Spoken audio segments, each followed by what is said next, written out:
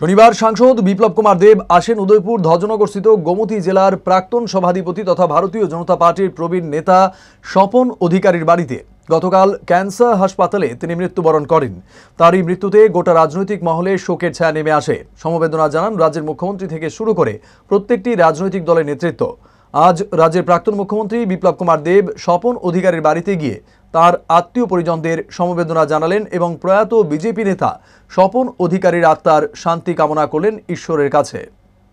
দেখুন, আমার সাথী হোক না হোক, বাবা মায়ের মৃত্যু সন্তানের জন্য সবচাইতে বড় সুখ।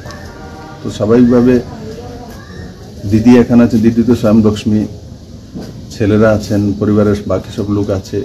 আর কিছুদিন আগে ওনার ভাই, ছোট ভাই, ওনারও স্বর্গবাস হয়েছে। স্বাভাবিকভাবে এই পরিবারের প্রতি একটা বড় ধাক্কা।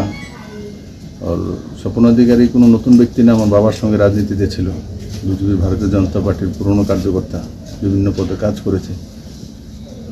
আমি ঈশ্বরের কাছে এটাই প্রার্থনা করবো, ওনার আত্মার সদ্গতি হোক, আর পরিবারের সবাই মিলে যাতে তার সহন করতে পারে, তার শক্তি পুরুষের মা প্রদান করুক। আর বাকি দিদি আছে, ছেলেরা আছে, তাদের ভবিষ্যৎ যাতে ঠিকঠাক থাকতে পারে সেটা আমাদের সবার কর্তব্য। তাদের পাশে থাকা, তাদের সঙ্গে মিলে কাজ করা।